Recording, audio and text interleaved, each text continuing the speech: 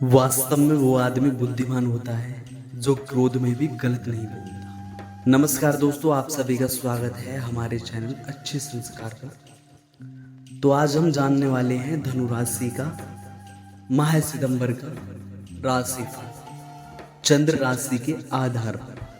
स्वास्थ्य के बारे में जान लेते हैं। सबसे पहले यह महीना स्वास्थ्य के दृष्टिकोण से थोड़ा ध्यान रखने वाला ही होगा, क्योंकि राशि स्वामी बृहस्पति स्वयं पूरे महीने छठे भाव में विराजमान रहेंगे, जो कि रोग का भाव भी है। ऐसे में आपको वात जनित पदार्थ से बचना चाहिए।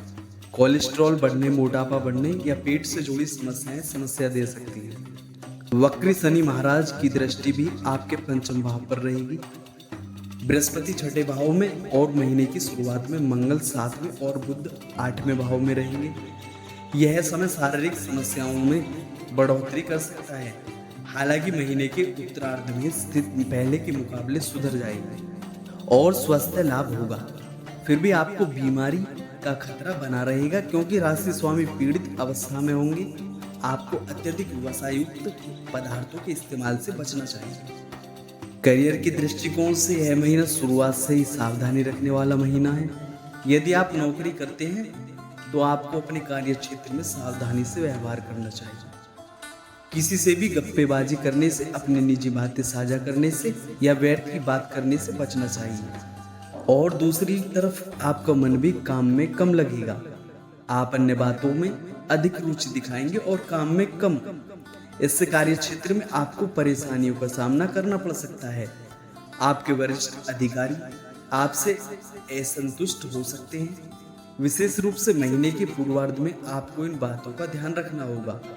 शुक्र और केतु महीने की शुरुआत से आपके दसम भाव में विराजमान रहेंगे और दसम भाव के स्वामी बुध महाराज महीने की शुरुआत में अष्टम भाव में रहेंगे, जिससे समस्याएं बढ़ेंगी।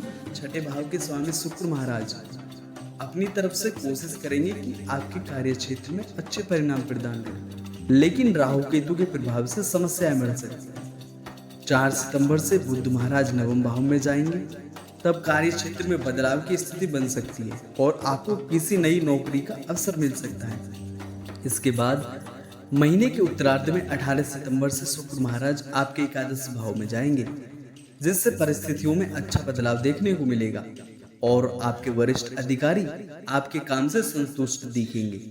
वह आपको हर संभव मदद देंगे, जिससे आप अपने काम को और भी बेहतर तरीके से कर सकें। इससे आपकी उत्पादन क्षमता बढ़ेगी और आपकी गुणवत्ता में सुधार होगा। आपके काम की गुणवत्ता बढ़ने से न केवल आपके संस्थान को लाभ होगा, बल्कि आपको भी महीने के उत्तरार्ध में कोई अच्छी उपलब्धि प्राप्त हो सकती है। व्यापार करने वाले जातकों के लिए महीने की शुरुआत कमजोर है।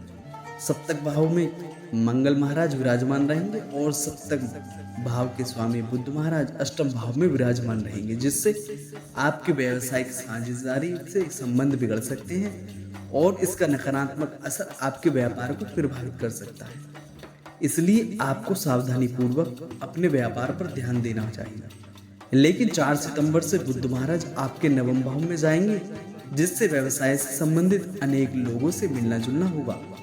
नए संपर्क स्थापित होंगे। व्यवसाय से संबंधित यात्राएं में भी होगी और उनसे आपको अच्छे परिणाम मिलने शुरू हो जाएंगे। फिर भी आपको अपने साथ काम करने वाले लोगों से अच्छा व्यवहार करने पर ध्यान देना चाहिए और उनमें से कोई उग्रता दिखाएं तो शांति और धैर्य से काम लेकर ही समय व्यतीत करना ठीक होगा। व्यक्तिगत संबंध, यदि आप किसी प्रेम संबंध में हैं तो आपके लिए महीना बहुत महत्वपूर्ण साबित होने वाला है। पंचम भाव के स्वामी मंगल महाराज पूरे महीने आपके सप्तम भाव में विराजमान रहेंगे, इसलिए आप अपने प्यार को पाने के लिए सब कुछ करने को तैयार रहेंगे। आप उनसे अपनी शादी का प्रस्ताव भी रख सकते हैं और उनसे हर कीमत पर शादी करना चाहेंगे। इसको लेकर आपको कुछ विरोध का सामना भी करना पड़ेगा, लेकिन आप किसी भी समस्या को बड़ा नहीं मानेंगे और डटे रहेंगे। वक्री शनिदेव की दृष्टि भी आपके पंचम भाव पर रहेगी, जो बीच बीच में आपकी प्रियतम को भी दुखी कर सकती है। लेकिन 18 सितंबर से शुक्र तुला राशि में बैठकर पंचम भाव पर पूर्ण दृष्टि डालेंगे, तो यह समय आपके रिश्तों को प्रेम और जुड़ाव से भर देगा। आप एक दूसरे से अटूट प्रेम महसूस करेंगे और अपने रिश्तों को आगे बढ़ाने के लिए मजबूती से अपना पक्ष रखेंगे। जिसमें आपको सफलता मिल सकती है। विवाहित जातकों के लिए यह महीना शुरुआत में कुछ तनाव बढ़ने वाला हो सकता है। सप्तम भाव में मिथुन राशि में मंगल की उपस्थिति पारिवारिक जीवन में तनाव और टकराव बढ़ा सकती है। जीवन साथी का रवैया आपको पसंद नहीं आएगा और आप दोनों के बीच लड़ाई झगड़ा हो सकती है। सप्तम भाव के स्वामी बुध महाराज भी अष्टम भाव में विराजमान रहेंगे, जो आपको परेशानी दे सकते हैं। लेकिन 4 सितंबर से बुध सिंह राशि में आ जाएंगे, तब आप अपने जीवन साथी के साथ लंबी यात्रा पर जाएंगे। यात्राएं अच्छी होंगी, इससे आपको अच्छा समय मिलेगा और एक दूसरे को समझने और एक दूसरे की समस्याओं को दूर करने में मदद मिलेगी। लेकिन कुछ समय के लिए फिर से तनाव बढ़ सकता है, क्योंकि यहाँ पर बैठे सूर्य पर शनि की पूरी दृष्टि होगी। 23 सितंबर से बुध कन्या राशि में दसम भाव में प्रवेश कर जाएंगे, तब स्थितियों में अच्छा सुधार देखने को मिलेगा। लेकिन इस पूरे ही महीने मंगल का प्रभाव सप्तम भाव और महीने के उत्तरार्ध में सप्तमेश बुध पर रहने के कारण मुंह जुबानी जंग जैसी स्थिति बनी रहेगी। इसलिए सावधानी से बातचीत करना आपके रिश्ते को संभाल सकता है। सलाह: प्रतिदिन अपने राशि स्वामी देवगुरु बृहस्पति के बीज मंत्र का जाप अवश्य करें। बृहस्पतिवार के दिन ब्राह्मण अथवा विद्यार्थी को पाठ्य सामग्री भेंट करें। बृहस्पतिवार के दिन केला वृक्ष और पीपल वृक्ष को जल चढ़ाएं, लेकिन पीपल वृक्ष को स्पर्श न करें। भगवान श्री विष्णु जी और माता महालक्ष्मी की उपासना करें अथवा श्री रामचंद्र जी की भी उपासना करना भी आपके लिए काफी लाभदायक होगा। यह महीना धनु राशि के जातकों के लिए मिश्रित परिणाम लेकर आने वाला है। महीने की शुरुआत में आपको अपने कार्य क्षेत्र में ध्यान देना होगा। व्यर्थ की गप्पेबाजी करना और लोगों से जरूर से ज्यादा बातचीत करना आपको मुसीबत में डाल सकता है। आपका फोकस काम पर न होने की वजह से आपको कार्य क्षेत्र में परेशानियों का सामना करना पड़ सकता है। व्यापार करने वाले जातकों को उग्रता से बचना चाहिए और अपने व्यवसायिक साझेदार से अच्छे संबंध बनाए रखना चाहिए, नहीं तो आप दोनों के बीच कहासुनी से व्यापार पर नकारात्मक असर पड़ सकता है। महीने की शुरुआत व्यवसायिक संबंधों में परेशानी लाएगी, लेकिन 4 सितंबर से जब बुध का गोचर सिंह राशि में आपके नवम भाव में होगा, तब से स्थितियों में बदलाव आना शुरू हो जाएगा। यह महीने के अंत तक जारी रहेगा और व्यापार में उत्तम लाभ के योग बनेंगे। प्रेम संबंधों में प्रगाढ़ता आएगी, आप अपने रिश्तों को आगे बढ़ाने में तत्पर रहेंगे। विवाहित जातकों को कुछ परेशानियों का सामना करना पड़ेगा। आपसे टकराव संभव है, इससे जितना संभव हो सके बचने की कोशिश करें। विद्यार्थी वर्ग के लिए महीना अनुकूल रह सकता है और आपको अपनी शिक्षा में कुछ कर दिखाने का मौका मिलेगा। पारिवारिक जीवन में उतार चढ़ाव की स्थिति बनी रहने की संभावना है। आर्थिक दृष्टिकोण से यह महीना मिश्रित परिणाम लेकर आएगा।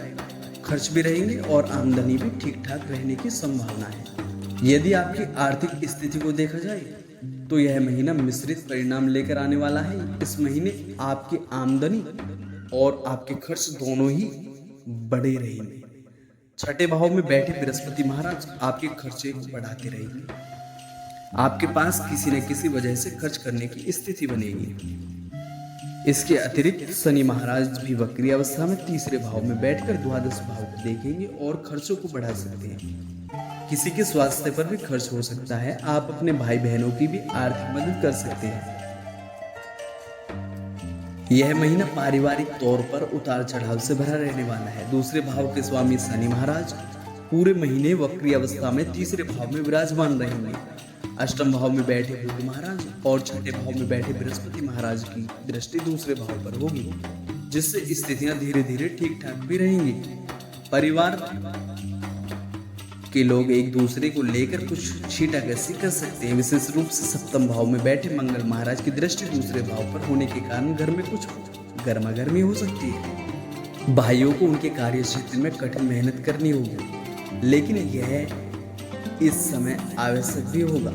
महीने की शुरुआत में आपसे उनके संबंध कुछ रूखे हो सकते हैं, लेकिन महीने का उत्तरार्ध आते आते उनमें फिर से नमी आ जाएगी और आप एक दूसरे से प्रेम महसूस करेंगे, जो आपके परिवार को जोड़े रखेगा। दोस्तों, हमने जाना सितंबर माह का धनु राशि का राशिफल। तो आपको हमारी वीडियो कैसी लगी कमेंट में जरूर बताइएगा। अगर चैनल पर नए हैं तो चैनल को सब्सक्राइब अवश्य करें और वीडियो अच्छी लगी है तो वीडियो को लाइक और शेयर जरूर करें। जय माता दी मित्रों।